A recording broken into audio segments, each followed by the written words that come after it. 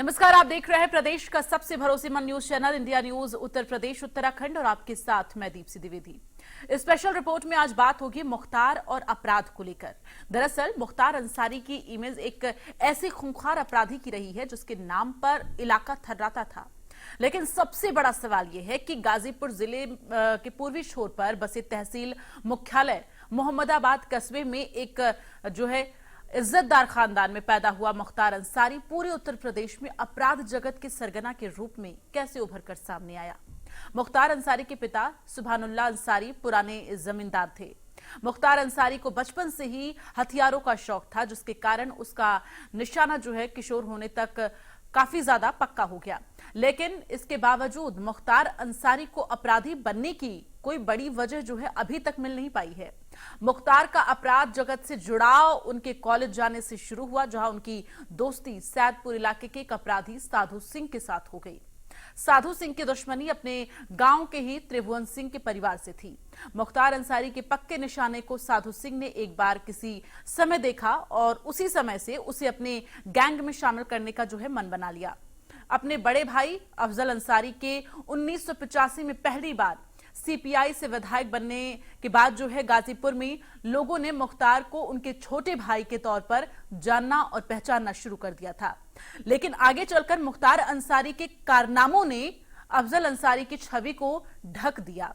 अब पूरा देश अफजल अंसारी को मुख्तार के भाई के रूप में जानता है। कहा जाता है कि साधु सिंह ने अपने दुश्मनों के सफाई के लिए मुख्तार अंसारी का जमकर इस्तेमाल किया, लेकिन अपने अचूक निशाने और काफी दूर से लोगों को गोली मारने के हुनर की वजह से काफी मुख्तार का नाम किसी मामले में सामने नहीं आया। अपराध जगत में घुसने के बाद मुख्तार ने ठेकों और अवैध धंधों के साथ फिरौती और जबरन वसूली में जो दौलत देखी, उसने उसके होश उड़ा दिए। गैंगवार में साधु सिंह की हत्या के बाद मुख्तार ने उसके गिरोह की कमान अपने हाथ में ली और फिर कभी पीछे मुड़कर नहीं देखा। फिर तो पूरे पूर्वांचल में उसकी तूती बोलने लगी। इसके बाद उस पर लगे आरोपों की लिस्ट में 65 अपराध दर्ज हो गए। लेकिन हर अपराधी के पाप का घड़ा जरूर भरता है। बीजेपी के विधायक कृष्णनंद राय की सरेआम 2005 में हुई हत्या का एक ऐसा मामला सामने आया था, जिसमें मऊ में हुए दंगों के बाद जेल में बंद मुख्तार अंसारी का नाम सामने आया। इसके बाद तो उसके राजनीतिक आकाओं ने भी उससे अपना पीछा छुड़ा लिया। कभी मुख्तार अंसारी के संरक्षक माने जाने वाले एक बड़े नेता ने तो उसे अपने परिवार का कलंक तक करार दे दिया। इसके बाद मुख्तार अंसारी कभी जेल से बाहर नहीं आ सका। बांदा जेल में आपको बता दें कार्डियक अरेस्ट से उसकी मौत हो गई और कालीबाग कब्रिस्तान जो कभी उसका साम्राज्य, वहीं उसे दफन कर दिया गया।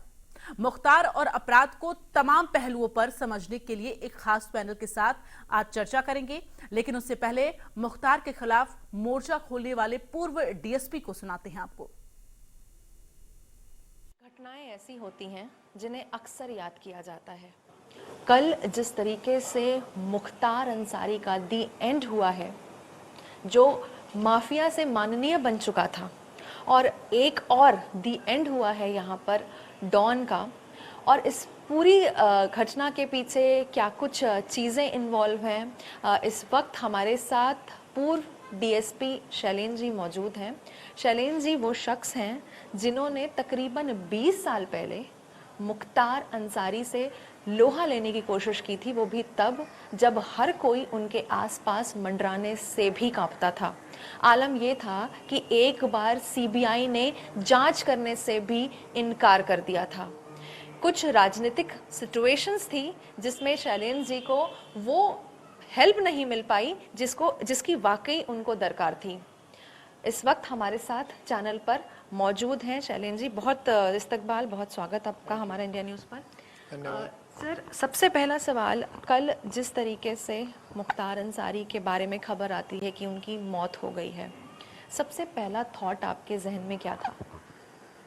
सबसे पहले मेरे दिमाग में ही आया कि जो आदमी जैसा करता है उसका फल उसको देर सवेर मिलता ही है जी।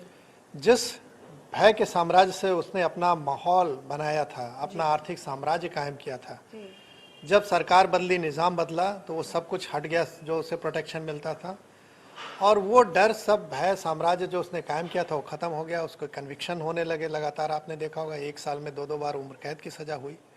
जो गवाह कभी गवाही नहीं देते थे तो वो सामने आने लगे, तो वो भय खत्म हो गया उसका। और अब उसके अंदर स्वयं का भय आ गया कि जिसको मैंने कायम किया था इस साम्राज्य को इतनी मेहनत से, इतना क्राइम करके, अब वो खत्म हो रहा है। और वो इस पे इतना हावी हुआ कि लास्ट में हार्ट अटैक से कल उसकी डेथ हो गई। सर, जिस तरीके से बात करें, उनकी उम्र से भी ज़्यादा उन पर मुकदमे दर्ज हैं, और जिस तरीके से पुरानी सरकारें हैं, दो मुख्यमंत्री का जिनका मैं नाम भी लेना चाहूँगी, मुलायम सिंह और मायावती, उनका ख़ास तौर पर मुख्तार के सर पर हाथ भी था। और आपको बताते चले कि 1991 बैच के शैलेंद्र जी हैं, और 2004 में उन्होंने पोटा एक्ट भी लगाया था। तो सर, आपने उस वक्त उनसे लोहा लेने की कोशिश की जब थर थर कांपते थे, क्योंकि पूर्वांचल में जिस तरीके से उनकी तूती बोलती थी, गाजीपुर, मऊ, बलिया, बनारस, ऐसे में आपने ये साहस किया था, हालांकि आपको कुछ कारणवश नौकरी से भी नौकरी भी छोड़नी पड़ी। बिल्कुल सही बात है। उस समय अपने पीक पे था मुख्तार अंसारी, सरकार का उसे समर्थन था, मुलायम सिंह के नेतृत्व की जो सरकार थी। उसका अंदाजा इस बात से लगाइए कि कितना समर्थन था। मऊ के दंगों में कर्फ्यू लगा हुआ था और ये खुली जीप में घूम रहा था, ये फुटेज सब मीडिया में आया। तो जो शासन प्रशासन ऐसे माफियाओं पर एक्शन लेना था, जब वो उनके सपोर्ट में आ जाए, आउट ऑफ वे जाके काम करने लगे उनके साथ खड़े होकर, तो एक पूरा माहौल ही उनके फेवर में बन जाता है और हर कोई व्यक्ति ये सोचता है कि यार इनसे बच के रहो, ये पता नहीं क्या कर देंगे। तो आपने सुना पूर्व डीएसपी शैलेंद्र कुमार जी ने किस तरह से अपनी बात रखी कि जब वो डीएसपी के पद पर थे और किस तरह से मुख्तार का पूरा जो साम्राज्य था अपराध का, वो किस तरह से उत्तर प्रदेश में, खासकर पूर्वांचल में देखा जा रहा था। फिलहाल आज इस पर हम चर्चा करेंगे। हमारे साथ जो पूरा पैनल मौजूद है उनसे आपका तारुफ करा देते हैं। नवलकांत सिन्हा हमारे साथ जुड़ रहे हैं, वरिष्ठ पत्रकार, के विश्वदेव राव हमारे साथ वरिष्ठ पत्रकार जुड़ रहे हैं, ज्ञान प्रकाश हमारे साथ पूर्व आईपीएस है, ज्ञान प्रकाश जी हमारे साथ जुड़ रहे हैं, और मनीष अग्रवाल जी राजनीतिक विश्लेषक के तौर पर अपनी बात रखेंगे।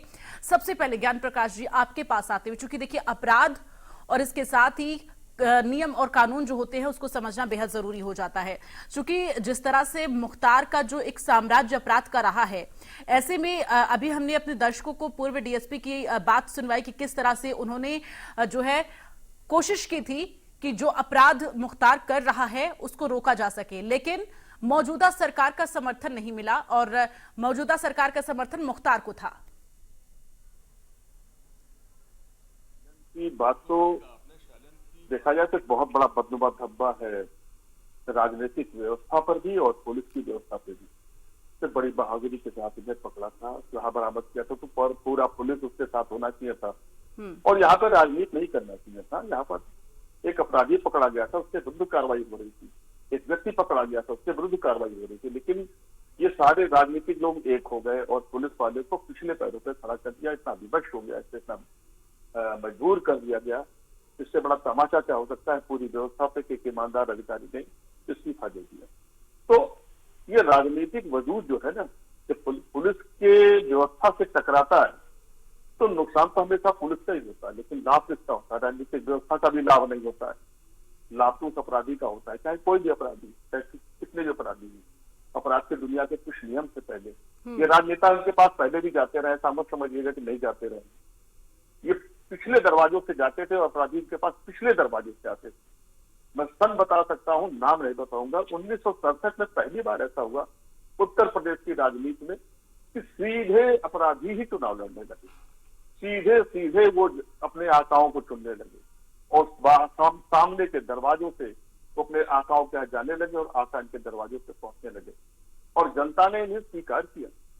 आश्चर्य की बात यह कि जनता ने इन्हें धीरे धीरे स्वीकार करना शुरू कर लिया, इन्हें अपना स्ट्रॉन्ग सिंबल मान लिया।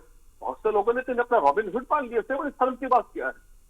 यहाँ धर्म, जाति, मजहब के नाम पर ऐसी व्यवस्था पनपने लगी, ऐसे लोगों को चुना जाने लगा जो मैं दावे के साथ कह सकता हूं कि अगर ये भारत की प्रजातंत्र है तो भारत की प्रजातंत्र की व्यवस्था से बददुआ दाग है। पुलिस की कामियों पर बहुत सारी कमियां निकाली जाती हैं, तमाम आक्षेप लगाए जाते हैं। मैं दावे के साथ कहता हूं सारी पूरे हिंदुस्तान की पुलिसिंग को केवल एक किसी छोटे से राज्य के राजनीतिक रूप में भी देखा जाए तो ये पुलिस की व्यवस्था, दुर्व्यवस्था बहुत छोटी नजर आएगी नेताओं के सामने। इस सारे प्रकरण में आप खुद देखिए कितना बड़ा महिला मंडल इसका किया जा रहा है, कितना इसका बचाव किया जा रहा है, कितने लोग इसके लिए लगे हुए हैं, कितना इसके लिए हुजूम इकट्ठा हो जाता है। किसी भी अपराधी का नाम ले लीजिए आप, उत्तर प्रदेश के ले लीजिए, पूरे भारत का ले लीजिए। बिल्कुल ठीक क्या बात जो है, उचित क्योंकि है? उत्तर प्रदेश में सिर्फ एक अपराधी मुख्तार नहीं बल्कि ऐसे कई अपराधी रहे हैं जिनका मेरे पास तो नाम राजनीति गिने हुए, से मैं जो आपको है मैडम नाम काफी बताना ज्यादा शुरू करूंगा तो झुकाव शाम रहा हो है, एक नाता रहा है। नवल कांत सिन्हा जी, मैं आपके पास आते हुए, चूंकि जिस तरह से मुख्तार अंसारी का साम्राज्य था, जो 46 साल तक जो है उनका सिंडिकेट जो पूरा जिस तरह से चला है, ऐसे में अब हालांकि मुख्तार का चैप्टर जो है वो क्लोज हो चुका है, लेकिन सवाल ये उठता है कि अगर इस तरह से जो है अपराध का साम्राज्य रहेगा तो अपराध पर कंट्रोल पाना बहुत मुश्किल सा साबित होता है। देखिए सवाल ये है ना कि जो ये बड़े बड़े माफिया होते हैं, इसको चलाता कौन है, ऑपरेट करता कौन है।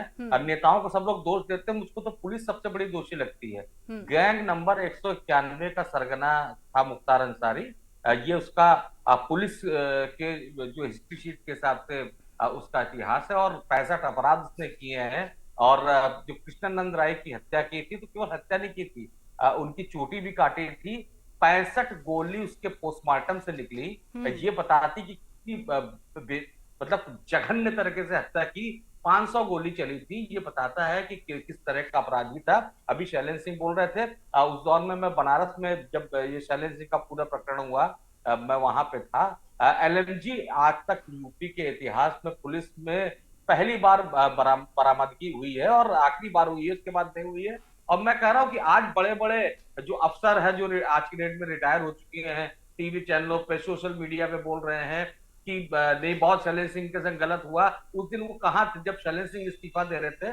सबको इस्तीफा देना चाहिए, लेकिन किसी ने नहीं दिया, क्योंकि सबको मलाई काटनी है, उसके बाद सीता सावित्री बन के घूमना है। ये कड़वा सच है। राजनीतिज्ञ तो पहले से घोषित रूप से किस कैरेक्टर के हैं, किस चरित्र के हैं, लेकिन जो 67 का जिक्र कर रहे हैं ना, 67 से ब्यूरोक्रेसी और पुलिस सबसे बदनुमा दाग इस देश की बनती जा रही है, कि वो नेताओं के दबाव में मलाई खाने के चक्कर में बैठी रहती है। अगर बुरा काम करने की स्थिति नहीं है तो आपको इनकार करना चाहिए और मिलकर करना चाहिए। एक अगर आपका साथी है तो सबको खड़ा होना चाहिए, लेकिन कोई खड़ा नहीं होता। भाषण देने के लिए सब लोग हैं। इसी वजह से मुख्तार जैसे लोग पनपते हैं। और आज भी देखिए ना, भीड़ जो थी, आप कह रही थी चैप्टर क्लोज हुआ है, दीप्ति चैप्टर नहीं क्लोज हुआ है, क्योंकि अभी लोकसभा चुनाव है, और जिस तरह से पोलराइजेशन हो रहा है, जिस तरह से मुख्तार अंसारी के समर्थक उसके पक्ष में खड़े होंगे, तो जाहिर सी बात है वोटों का पोलराइजेशन होगा, काउंटर पोलराइजेशन भी होगा। यानी जो इस तरह की जमात से नफरत करता है, वो एक जगह अलग एकजुट होगा। अभी ये जो आपने भीड़ देखी थी, ये गाजीपुर की थी। बनारस का मैं आपको एक प्रकरण बता दूं कि 2004 के इलेक्शन में वहां पे राजेश मिश्रा जीते थे। 2009 का जो इलेक्शन था, वहां मुरली मनोहर जोशी चुनाव में खड़े हुए, और बसपा की तरफ से प्रत्याशी था यही मुख्तार अंसारी। और इस चुनाव में लगातार जब रिजल्ट आ रहा था, तो लगातार ट्रोल कर रहे थे, यानी मुख्तार अंसारी आगे चल रहा था। लास्ट टाइम में जाके मुरली मनोहर जोशी जीत पाए। उसकी वजह भी ये थी कि वहां पे कांग्रेस के प्रत्याशी जिस समय प्रदेश अध्यक्ष अजय राय थे, और उस समय ये लगने लगा कि ये वोट अगर मुख्तार के पास ज्यादा चलेगा, मुख्तार जीत जाएगा तो बड़ी मुसीबत हो जाएगी। तो उस समय जो लोग थे जो अजय राय को वोट देना चाहते थे, उन्होंने बढ़कर के मुरली मनोहर जोशी को जितवाया और किसी तरह से काशी की इज्जत बताई। तो ये एक कड़वा सच है। देखिए, जनता जो है वो भावुक हो जाती है, लेकिन जो एडमिनिस्ट्रेटर है वो अच्छे ढंग से डील ठीक है, मैं है। आपके पास लौटूंगी नवल कांत जी। मनीष अग्रवाल जी, आपसे अब जानना चाहूंगी, चूंकि देखिए जिस तरह से 5 बार विधायक रहा मुख्तार अंसारी, ऐसे में और आपराधिक साम्राज्य जिस तरह का रहा है, ऐसे में कोई राजनीतिक पार्टी एक अपराध, एक क्राइम करने वाले व्यक्ति को टिकट देती है, और इसके साथ ही राजनीति में भी उसका जो है दबदबा देखने को मिलता है। ये किस तरह से देखते हैं आप? देखिए, राजनीति क्रिमिनल की कोई जात नहीं होती। जो मेरी समझ कहती है, वो किसी जाति का नहीं होता, किसी दल का नहीं होता। किसी भी राजनीतिक पार्टी को ना उसका खुल के ना परोक्ष रूप से समर्थन करना चाहिए, ये मेरा मानना है। लेकिन मैं कल से देख रहा हूँ एक विशेष जाति के वोटों के तुष्टीकरण के लिए बहुत सी पार्टियां जो है इसका समर्थन कर रही हैं, जो कि हमारे लिए एक अच्छी मैसेज नहीं देता है। आप देखिए, सबसे बड़ा जनतंत्र है वर्ल्ड का, और हम एक ऐसी मैसेज दे रहे हैं, क्रिमिनल था, उसके ऊपर बहुत से केस थे, उसको बहुत से केसों में सजा हो चुकी थी, और जो कानून की प्रक्रिया है वो उसे फेस कर रहा था। उसने जीवन के बहुत से परिप्रेक्ष्य देखे थे। आज वो इस प्रक्रिया को फेस नहीं करना चाह रहा था, या ये उसको समझ में नहीं आ रही थी, इस वजह से वो हताश सा प्रतीत हो रहा था, ऐसा मुझे लगता है। लेकिन पूर्वांचल के लिए एक बहुत बड़ी मैसेज है। मुख्तार अंसारी, शहाबुद्दीन, अतीक अहमद जैसे नेटवर्क का ध्वस्त होना और पूर्वांचल के लिए एक राहत की सांस लेना, ऐसा मुझे लगता है। अभी हो सकता है इसका कुछ क्षणिक लाभ आपको इस लोकसभा के चुनाव में किसी पार्टियों को मिल जाए, लेकिन धीरे धीरे ये चीजें बदलाव की ओर अग्रसर है। जैसा कि यूपी की सरकार अक्सर कहती है, लॉ एंड ऑर्डर की स्थिति सुधर रही है और हम लोग एक अच्छे समाज की तरफ अग्रसर है। आज ये मोमेंट्री घटनाएं हैं, लोग होते हैं, संवेदनाएं देते हैं, लेकिन जब आदमी बैठ के सोचेगा, जैसे हम हैं, आप हैं, ऐसे और भी लोग हैं, बहुत से ऐसे लोग हैं जो मुख्तार अंसारी से आहत हुए होंगे, आज उनका पक्ष कोई सुनने को तैयार नहीं है। उन्होंने भी बहुत सी परेशानियां झेली होंगी, समाज में अलग अलग दायरे से वो गुजरे होंगे। क्या उनके लिए किसी ने उस समय संवेदनाएं दिखाई? क्या किसी ने उनके लिए श्रद्धांजलि अर्पित करी? किसी ने नहीं करी। लेकिन आज चूंकि एक विशेष जाति के वोट के लिए लोगों का लगाव है, इसलिए लोग ऐसा कर रहे हैं। लेकिन जनता इसका भी जवाब देगी। हो सकता है 2024 के चुनाव में कुछ दिखे आपको इसका फर्क, लेकिन इसके आगे के चुनाव आपने में जिस तरह से जिक्र किया, जिस पे कहर बरपा था मुख्तार अंसारी का, अगर उन लोगों का हम जिक्र करें, बीते दिन की बात है जब एक तरफ कल मुख्तार अंसारी का पोस्टमार्टम कराया जा रहा था, दूसरी तरफ अगर हम बात करें वाराणसी की, तो वहां पर जो कृष्णानंद राय जिनकी हत्या 2005 में की गई थी, ऐसे में उनकी पत्नी अलका राय ने साफ तौर पर कहा कि एक लंबे अरसे के बाद, जो है एक लंबे समय के बाद अब जाकर इंसाफ मिल पाया है। के विश्वदेव राव जी, आपसे कमेंट लेना चाहूंगी, क्योंकि जिस तरह से मुख्तार अंसारी का जो साम्राज्य रहा है अपराध का, उसके बाद अब आज की जो तस्वीर देखने को मिली है, जिस तरह से जब उसका जनाजा निकाला जा रहा था, उस वक्त जिस तरह से लोगों का हुजूम देखने को मिला, ऐसा लग रहा था कि मानो कितना महान व्यक्ति हो और किस तरह से लोग उनके जनाजे में जो है शामिल हो रहे थे। दीप्ति, देखिए, हम लोगों ने बचपन से कहानियां पढ़ी हैं रॉबिन हुड की। रॉबिन हुड क्या करता था? अमीरों से लूटता था, गरीबों में बांटता था। अब उसी को आपराधिक छवि के जितने लोग हैं जो राजनीति में आना चाहते हैं, उन्होंने उसको अपना हीरो बना लिया है कि भाई मैं अपने क्षेत्र में रॉबिन हुड की तरह मैं काम करूंगा और दुनिया में जो मैं करूंगा वो अलग होगा। मैं अपने क्षेत्र में बिल्कुल साफ सुथरी, अच्छी पाक साफ छवि लेके बैठूंगा और सब चीजें ठीक रहेंगी, क्योंकि मैं संसद में पहुंचूंगा, मैं विधायकी में पहुंचूंगा, मैं सब जगह पहुंच जाऊंगा जहां से मुझे कानून बनाने, जहां से मुझे प्रोटेक्शन चाहिए, जहां से मैं अपने आप को सेफ कर सकता हूं। यही दीप्ति दूसरी बात, मेरे बड़े सीनियर लोग हैं जिन लोगों ने पहले बोल दिया मेरे, मैं एक बात और जोड़ना चाहूंगा उसमें। एक कल 2 दिन से हम पत्रकारों पे बड़े आक्षेप लग रहे हैं कि भाई आप मुख्तार को अपराधी बोल रहे हैं, आप धनंजय को अपराधी बोल रहे हैं, आप जो है बीजेपी सरकार के दबाव में है या सरकार के दबाव में है, आप ब्रजेश सिंह का नाम नहीं ले रहे। भाई हम सबका नाम ले रहे हैं, हम ब्रजेश सिंह का भी नाम ले रहे हैं, हम अभय सिंह का भी नाम ले रहे हैं, हम जितने अपराधी हैं हम सबका नाम ले रहे हैं। लेकिन अपराधी कब होंगे? ये लोग माफिया हो सकते हैं, ये बाहुबली हो सकते हैं, लेकिन ये लोग अपराधी मुख्तार अंसारी क्यों है? क्योंकि उसको कोर्ट ने सजा दी है। धनंजय सिंह अपराधी क्यों है? क्योंकि उनको कोर्ट ने सजा दी है। लॉ कमीशन की रिपोर्ट है, उसके हिसाब से ही 2 साल की सजा जिनको हो गई, 2 साल से ज्यादा की, उनको चुनाव नहीं लड़ने देना चाहिए। यही चीज बदलाव राजनीतिक पार्टियों को अपने अंदर क्यों नहीं लेते? सिंडिकेट अपराध होते हैं। आप उत्तर प्रदेश में गिनाया जा रहा है हमको इतने दिन से, हम पत्रकारों को बोला जा रहा है कि आप अपराध कम कहाँ हुए, एनसीआरबी की रिपोर्ट देख लीजिए। एनसीआरबी की रिपोर्ट में क्या लिखा है? सिंडिकेट अपराधों में कमी आई है 2017 के पहले और 2017 के बाद में। आप खुद रिपोर्ट देखिए, एक नॉर्मल गली कूचे का अपराध या किसी ने अगल बगल में गोली चला दी या कुछ कर दिया, ये सिंडिकेट अपराध में नहीं आता है। मुख्तार अंसारी और धनंजय सिंह या बाकी सब लोग जिनके नाम हैं, वो सब सिंडिकेट अपराध की श्रेणी में आते हैं। अतीक अहमद हो गए, शहाबुद्दीन हो गए, ये लोग इंटरनेशनल बॉर्डर्स में थे, नेपाल से कार्य होता था इनका, बांग्लादेश से होता था। यहां तक कि अतीक अहमद पे तो ये भी आरोप है, आईबी और रॉ की तरफ से कि आईएसआई की भी मदद करी उन्होंने। ठीक है, अब आप यहाँ सभी पर- लोगों से मैं एक फाइनल कमेंट सभी लोगों से एक एक करके लेना चाहूंगी। ज्ञान प्रकाश जी, सबसे पहले आपसे, क्योंकि देखिए जेल में रहते हुए कोई अपराधी जो है किस तरह से चुनाव लड़ सकता है और इसके साथ ही अपना जो राजनीतिक करियर है वो आगे बढ़ा सकता है, ऐसे में जो कानून है वो क्या कहता है, इसको लेकर जानकारी इस दीजिए। कानून में जब तक किसको सजा नहीं होगी तब तक तो कोई रोक है नहीं। माननीय न्यायालय के भी आदेश है, जब तक कि वो सजा याफ्ता नहीं हो जाएगा जब तक उस पर तो कोई रोक है नहीं। चुनाव लड़ेगा, लड़ी रहे लोग। लेकिन एक छोटी सी बात, अभी सवाल उठाया लोगों ने, भी आपने नाम दिया था कि ब्रिजेश जी का किसका, एक छोटी सी बात आप सारे लोग समझ लीजिए। अपराध की दुनिया में आज की तारीख में दो तरह के लोग हैं। एक नया शब्द दे रहा हूँ, polished criminal. Polished criminal direct जनता को पीड़ित नहीं करता, डायरेक्ट हिट नहीं करता, direct shoot out on the public नहीं करता, ऑन द पब्लिक प्लेस नहीं करता। एक होते हैं हार्ड क्रिमिनल, भय का वातावरण बनाने वाले। तो भय के वातावरण बनाने वाले लोग अलग ग्रेड में आते हैं, और पॉलिश जो होते हैं वो एक अलग ग्रेड में आते हैं। लेकिन जो डायरेक्ट इंटरफियर करते हैं, जनता में दहशत फैलाते हैं, वो अपनी छवि को रॉबिन हुड की छवि के रूप में पेश करते हैं, और उस जगह जहां पर उनका खुद का एक अड्डा होता है, उस जगह के इलाके को वो अपना दिल जीत करके काम करते हैं। जब तक ये अंतर हम लोग नहीं समझ लेंगे तब तक बहुत दिक्कत आएगी। क्राइम तो दोनों कर रहे हैं, क्रिमिनल तो दोनों हैं, लेकिन एक जनता से सीधे लड़ जा रहा है, जनता में दहशत फैला रहा है। एक जनता से मतलब नहीं, टॉप लेवल के लोगों से अपना काम निकालने के लिए अपने रसूख का, अपने क्राइम का, अपने भय का इस्तेमाल करता है। लेकिन दे आर क्रिमिनल आल्सो।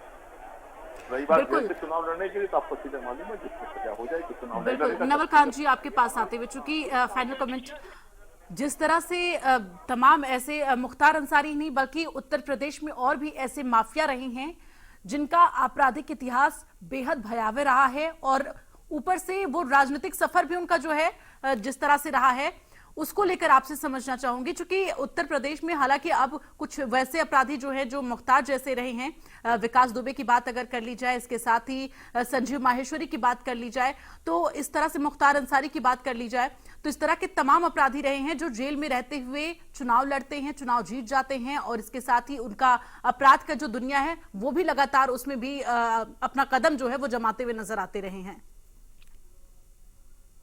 देखिए, अभी ज्ञान प्रकाश जी ने बताया कि किस तरह से अपराधी खुद चुनाव लड़ने लगे और राजनीति में आने लगे। वही स्थिति आगे चल के वो जो पॉलिटिक्स में होता था कि हिंदू मुस्लिम का बंटवारा होता था, वही पॉलिटिक्स इस क्राइम की दुनिया में भी होगी। खासतौर से पूर्वांचल का जिक्र करूं तो एक तरफ मुख्तार अंसारी का गैंग हो गया, दूसरी तरफ ब्रिजेश सिंह और त्रिभुवन और सुभाष ठाकुर का गैंग हो गया। तो वहां इस तरह का बंटवारा हो गया था कि हिंदू मुस्लिम का चेहरा बन गए थे, और जो दो फेस बने थे, जो पॉलिटिकल फेस भी हो गए, वो थे मुख्तार अंसारी और कृष्णानंद राय। इसीलिए देखिए, मुख्तार अंसारी जब कृष्णानंद राय सिक्योरिटी में चलते थे तो वो एलएमजी खरीदने की कोशिश कर रहा था, क्योंकि वो जिस कार से चलते थे उसका AK-47 का भी गोलियों का असर ना हो, लेकिन नहीं खरीद पाया तो उसने अंततः हत्या की।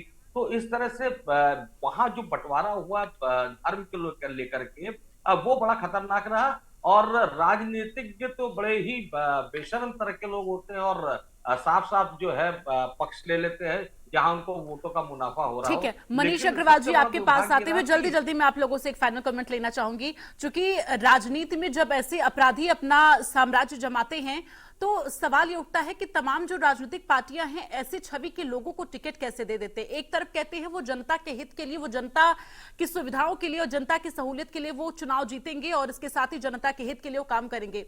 तो जनता का हित इसमें कहां से साबित होता है? देखिए, ये तो राजनीतिक पार्टियों को अपने विवेक से डिसीजन लेना होगा कि वो इसमें आगे क्या करना चाहती है इन सब चीजों को देखने के बाद। लेकिन मैं राव जी की बात का समर्थन करता हूं कि जब से यूपी में एक स्थिर सरकार आई है और बदलाव आया, हमें ऑर्गेनाइज्ड क्राइम के रेट में बड़ी गिरावट दिख रही है, और धीरे धीरे ये जनता के लिए एक पॉजिटिव फीलर में जा रहा है। क्योंकि ऑर्गेनाइज्ड क्राइम जो वर्क करता है ना, वो एक प्रदेश में वर्क नहीं करता, वो देश में वर्क करता है, या जैसे अभी और वक्ता कह रहे थे इंटरनेशनल बॉर्डर्स तक वर्क करता है। तो जब ऑर्गेनाइज्ड क्राइम में गिरावट आ रही है और ऐसे बदलाव आ रहे हैं, तो मुझे लगता है अगले कुछ सालों में राजनीतिक पार्टियां भी इससे सीखेंगी और हम एक बड़े बदलाव की ओर अग्रसर है, जिससे एक भयमुक्त और क्राइम मुक्त समाज हमें मिलेगा। बिल्कुल, निश्चित तौर पर के विश्वदेव राव जी, जिस तरह से राजनीति में अगर इन अपराधियों की बात करें तो तमाम जो माफिया, तमाम जो डॉन रहे हैं उत्तर प्रदेश में, उन्होंने राजनीति में अपनी पैठ जमाई। लेकिन इन सब के बीच अगर हम बात करें तो अगर जब सीएम योगी आदित्यनाथ कमान संभाली उत्तर प्रदेश की, उन्होंने जिस तरह से माफियाओं का सफाया किया, उसको लेकर आप क्या कहेंगे? जल्दी से कमेंट। दीपसी, बहुत कारगर कदम उठाए गए हैं। शैलेंद्र सिंह का इंडिया न्यूज को बधाई दूंगा, उन्होंने शैलेंद्र सिंह जैसे बहादुर अफसर का इंटरव्यू लिया। इसके साथ ही एसके अवस्थी जेलर, जिनके ऊपर मुख्तार अंसारी ने जेल में रहते हुए कनपट्टी में बंदूक तान दी थी, उसको उनके जिस केस में उनको सजा हुई है पहली 44 साल बाद, उनको भी बुलाना चाहिए, उनको भी बधाई का पात्र है वो कि उनके केस में उनको डरा धमका के केस वापस के विश्वदेव राव जी, माफी के साथ आपको रोकना चाहूंगी क्योंकि समय की कमी है और इसलिए आप सभी को रोकना चाहूंगी। फिलहाल चर्चा में शामिल होने के लिए आप सभी लोगों का बहुत बहुत धन्यवाद। मनीष अग्रवाल जी, ज्ञान प्रकाश जी, के विश्वदेव राव जी और नवलकांत जी, आप सभी लोगों का बहुत बहुत धन्यवाद। लेकिन यहाँ पर जिस तरह से मुख्तार अंसारी को लेकर अगर हम उत्तर प्रदेश की बात करें, पूर्वांचल में उसकी तूती बोलती थी, लेकिन वो दौर अब निकल चुका है। स्पेशल रिपोर्ट में फिलहाल के लिए बस इतना ही। बाकी खबरों के लिए आप बने रहिए हमारे साथ। नमस्कार।